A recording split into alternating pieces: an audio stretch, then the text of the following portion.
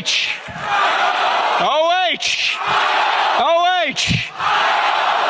Good to see you guys tonight. Thank you for coming out in honor of our main man, Charlie Kirk, and Turning Point USA. For everyone else who wasn't part of Turning Point who's here tonight, give the Turning Point crew a round of applause for what they're doing at campuses across the country like this. Look at tonight. I was watching that video backstage of Charlie, and it reminded me of our times together in 2023, 2024, traveling the country. And I really mean it when I say this. I don't think there's a single other one person I could give more credit to for tipping the balance in the 2024 presidential election than Charlie Kirk. He brought you guys out, the youth vote out, to stand as proud conservatives. Charlie and I visited campuses across the country, especially in 24. And we used to have these intense conversations. And on one of our trips, we were traveling, from one location to another. We took a flight together. We had an intense conversation actually about faith.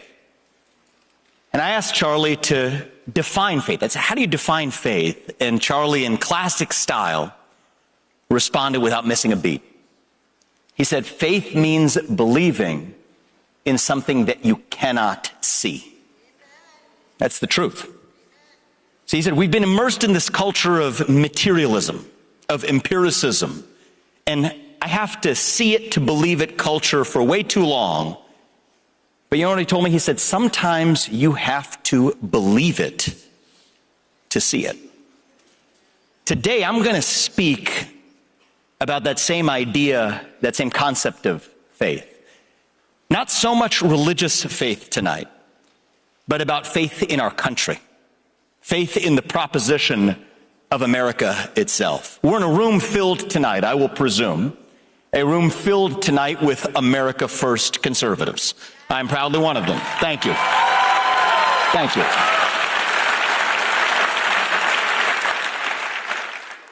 But to put America first, we have to first define what America is. And this year, which marks the 250th anniversary of our Declaration of Independence, this is a year to ask an appropriate question. Who are we as a country? For the first half of this decade, the woke left gave us a clear answer to that question. I didn't say a right answer, I said a clear answer to that question. They taught us that our identity is based on race, gender, sexuality, the native, inherently inherited, genetically immutable characteristics that we're born with. If you're a member of one race or gender, you're an oppressor. If you're a member of a different race or gender, you are oppressed.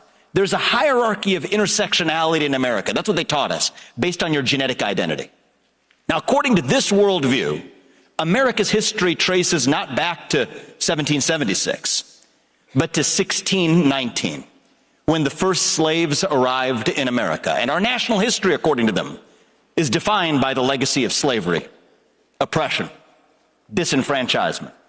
In the words of the so-called anti-racist scholar Ibram Kendi, the remedy to past discrimination is present discrimination, and the remedy to present discrimination is future discrimination. Those are his words, not mine. But here are my words on that matter.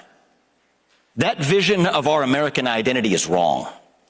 In 2021, I wrote a book called Woke Inc., which criticized that woke worldview at a moment when that was a heretical thing for the CEO of a venture-backed multi-billion-dollar biotech company to actually say. And I'm proud to say we have seen peak wokeness now behind us, culminating in the 2024 presidential election. It's not done, but the peak is behind us. Now, I ran a presidential campaign premised on speaking hard truths, not when it's easy, but when it's hard. So I will continue to do that when I say that over the last year, we've seen a different view gaining popularity on certain other corners, different from the woke left's corners of the internet. It says that American history traces back not to 1776 and not to 1619, but to 1620, the year that the Mayflower landed at Plymouth Rock. And according to this worldview, somebody who traces their ancestry back to the Mayflower is more American than someone whose ancestry does not. sounds a lot like the hierarchy of the woke intersectional worldview. And this view of American identity is also wrong, for the same reason that the woke left was wrong too.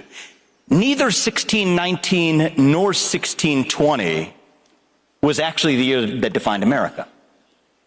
It was 1776, the year of the Declaration of Independence. So what does it mean to be an American in the year 2026? It means we still believe in those ideals of 1776. It means we believe that all men are created equal. It means that we believe that our rights are given to us by God, not by our government.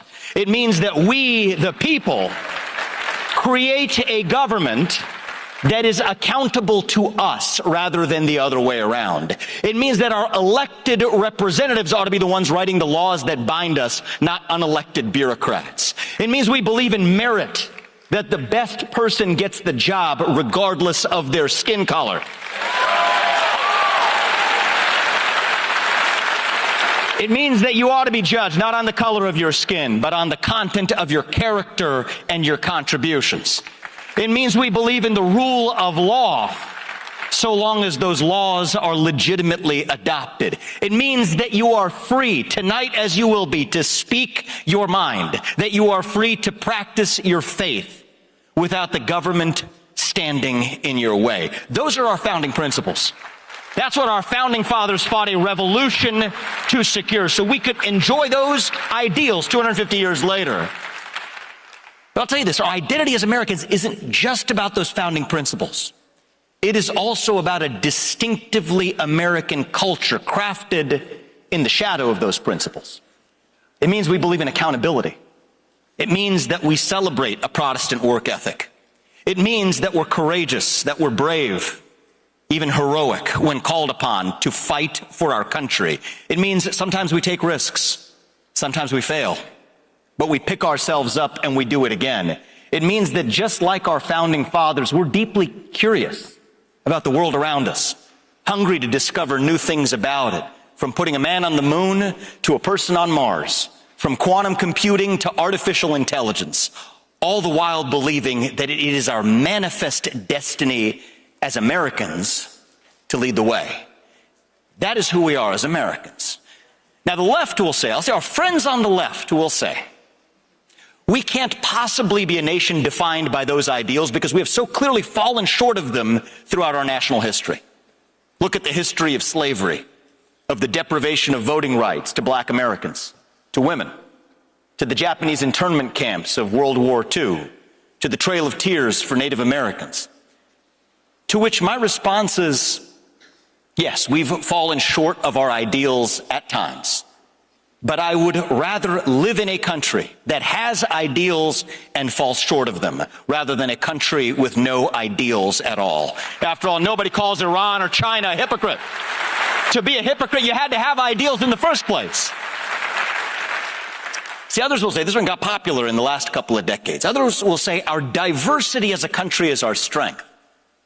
To which my response is, no, it's not quite right. Our strength is that which unites us across that diversity, e pluribus unum, from many, one, the ideals enshrined in that Declaration of Independence. Ronald Reagan understood this well. To some of our, let's just say, parents who are in the back, okay? We'll address Ronald Reagan from your generation. He understood this well. He famously said, right, you can travel to Italy, but you would never be an Italian. You can travel to France, but you'll never be a Frenchman. You can live in Germany, but you would never be a German. You can pack your bags and live the rest of your life in China or Japan, and you will never be Chinese or Japanese. But you can travel from any one of those countries to establish roots in the United States of America, and you can still be an American, so long as you work hard, you play by the rules, you make your contributions, wait your turn, pledge allegiance to the flag, and obtain your citizenship in the right way. That is America. And let me tell you something, that is what makes the American dream possible. It is called the American dream for a reason. There's no such thing as the Canadian dream. okay? Might have been winning the Gold Cup, and it didn't work out for him, all right? Whatever it is, all right? It didn't happen, all right? We won't beat him in hockey, gold medal hockey. There's no British dream. There's no Chinese dream. Now, these things sound silly to say. It is the American dream that makes American exceptionalism possible. And on a personal level, on a deeply first personal level, as somebody who was born and raised in this state, in Cincinnati, Ohio, how do I know that the American dream exists? Because I have lived it. My parents came halfway around the world, half a century ago, with nothing to their name. My dad worked for a 5-figure salary at the GE plant in Evendale, Ohio. My mom worked at the VA in Cincinnati and at nursing homes across Southwest Ohio as a psychiatrist. They were two working parents who didn't have childcare. I went to public schools through 8th grade, and then I went to St. X for high school. Eventually, I got some bombers in here. Let's go long blue line. I appreciate that, man. St. Xers in the crowd. I'm happy to hear that. And after I graduated, I'm grateful to that education because it gave me the foundation I needed to go on and do some other things. Eventually, I went on to found, I'm proud to say, massive companies. The biggest one is called Roivant, today a $20+ billion company on the NASDAQ that has developed life-saving and life-changing medicines, including 5 of which are FDA approved today. The second biggest one of those companies is a company called Chapter, which is now also a multi-billion-dollar company that helps older Americans navigate a broken and overly complicated Medicare process. And there are multiple other earlier stage companies that hopefully are on their way to potentially achieving even bigger things than my first two. I wasn't born a billionaire. I wasn't born a millionaire. I wasn't born an anything heir. I was an heir to nothing. But here I am now. I'm proud to say, as one of the successful entrepreneurs, most successful entrepreneurs of my generation in the country, one of the most successful businessmen in our state, the youngest person in the history of our country to run for U.S. president as a Republican, and with your help, God willing, in a position to lead the very state where I was born and raised. That story is only possible in the United States of America. I am grateful to this country for giving me those opportunities. That is the American dream. That is what makes us the greatest nation known to the history of mankind. Now, I see a lot of young people in the audience, and I know that some of you may be skeptical of that American dream, and I understand why. Since the pandemic, it's no doubt, costs are rising faster than wages. College graduates are graduating with debt on their shoulders, but having a tougher time finding high-paying jobs. It's hard to afford your first home. And our educational system is failing abysmally. And that is up to leaders like me to fix. That's on me. My faith teaches me that it is my moral duty to fix it, to use the blessings that this state and this country have given to me and to my family, and for us to leave this state and our country better than we found it. That is why I'm running to be your next governor. It is not for fame. It is not for fortune. It is because I know that together we can lead Ohio to be the top state in the country, to raise a young family, to live the American dream, and to give your kids a world-class education that is your birthright as an Ohioan. And here's what I know. By the end of next year, it's not that far from now, we're sitting almost in the middle of 2026. I will give you this. By the end of 2027, we win this election big in November. I take the oath of office in January of 2027. By the end of 2027, high-paying jobs will be moving back to Ohio because we're ending capital gains taxation and eventually income taxation in this state. That much I know.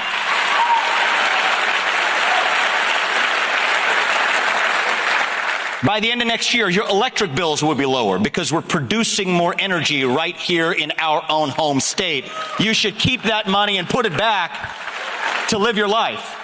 By the end of next year, this much I know, our schools will be performing better because we replace woke indoctrination with actual academic standards in math, reading, writing, civics. You got to know something about your country.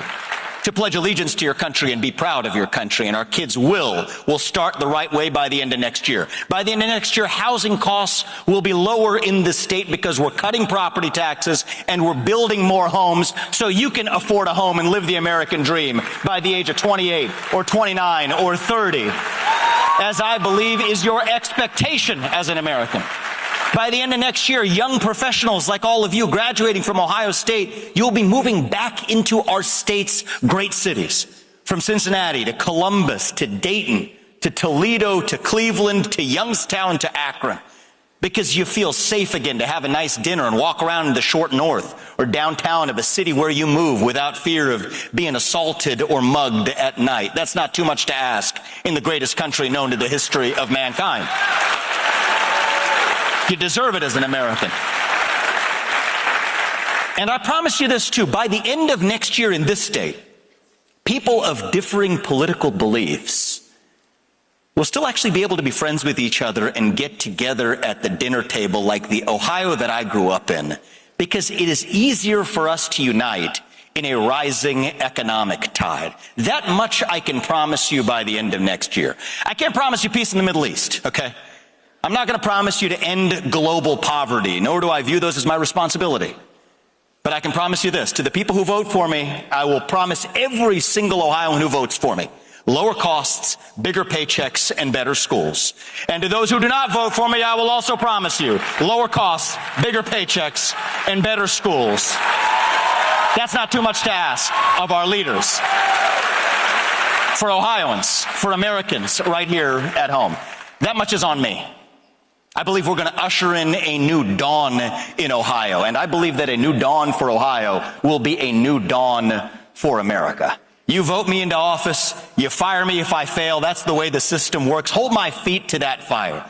I'm going to ask for your help, right? I'm going to ask every one of you. You've got the primary coming up. And the reason primary is important is everybody who shows up at a primary shows up for the general election. So I'm looking at this audience. We've got at least a couple thousand people here tonight. I want every one of you to vote 10 times. And I don't mean that in the sense that the Democrats mean it. Okay, I mean drag 10 people who are not here tonight, who would not have voted in the primary tonight, out to vote on May 5th, and then go out and do it again. 10 more votes, 10 more people who would not have shown up in November. And if you guys do your part, I promise you, my family and I will do ours to make sure that Ohio's best days and your best days in Ohio are also ahead of us. That's what we're asking of you. Thank you. Thank you. And pretty soon we're going to invite my friend Lawrence Jones. We're going to have a conversation between the two of us and open it up to all of you. But before I do that, I'll give you my closing words in this introduction. I have another ask of those of you who are here tonight too. Speaking to you tonight as a proud American who will die for our country if we have to, if that's what it comes to, I have a demand of those of you in this room. Do not make the same mistake as the woke left. Do not see yourself as a victim. I don't want to see the next generation of young conservatives go the direction as the people on the woke left who have lost their way, the woke left that we successfully defeated. Have faith in our country. Have faith in yourself. Ask not what your country can do for you, but start by asking what you can do for yourself and for your family. And it turns out that too is a great service to our country, especially when our national debt is over $37 trillion. Are you going to encounter some hardships along the way? Yes, you will. That's life. But hardship is not the same thing as victimhood. Hardship is something that happens to you. Victimhood is a choice. Because in the end, the number one factor that determines whether you achieve your goal in life, I didn't say the only factor, but I said the number one factor that determines whether you achieve your goals in life is actually you. It isn't the patriarchy. It isn't the Jews. It isn't the Muslims. It isn't the billionaires. It isn't the foreigners. It isn't the white people. It isn't the black people. It's time for us to be done with victimhood culture in this country. We don't whine, we win. We're not victims, we're victors. That is who we are as Ohioans. That is who we are as Americans. We are built on the unapologetic pursuit of success. Individual success, your family's economic success, your kids' educational success, America's civic success. That success is our heritage, and if we abide the principles of our founding, then success will remain our destiny. That is the truth. That is what American exceptionalism is all about. And as our friend Charlie Kirk taught me a couple of years ago, sometimes you have to believe it to see it. Thank you for coming out today, Ohio State. We love you guys. God bless you and your families. And may God bless our great state of Ohio. We love you guys. Thank you. Thank you. Good to see you. Thank you. Thank you.